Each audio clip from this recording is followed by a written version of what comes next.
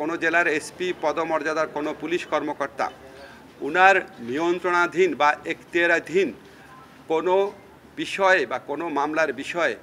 উনার যদি মনে হয় যে এটা করা যৌক্তিক, তাহলে উনি ইনভেস্টিগেশন যে অফিসার আছে সেই ইনভেস্টিগেশন অফিসারকে বলতে পারে যে তোমার মামলার তদন্তের ব্যাপারে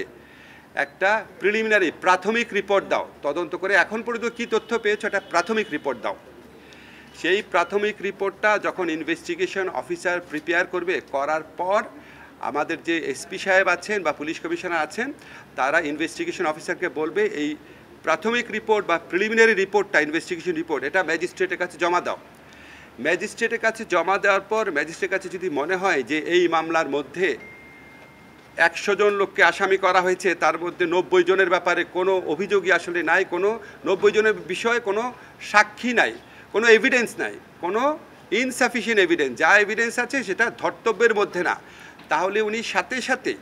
প্রি ট্রায়াল স্টেজেই ওই মামলা থেকে ওই আসামিদেরকে যাদের বিষয় বা যাদের বিরুদ্ধে কোনো সাবস্ট্যান্টিভ বা সাফিসিয়েন্ট এভিডেন্স নাই তাদেরকে ওই মামলা থেকে মুক্ত করে দিতে পারবেন। যাদের বিরুদ্ধে পুলিশের প্রাথমিক রিপোর্টে কোনো রকম এভিডেন্স পাওয়া যাবে না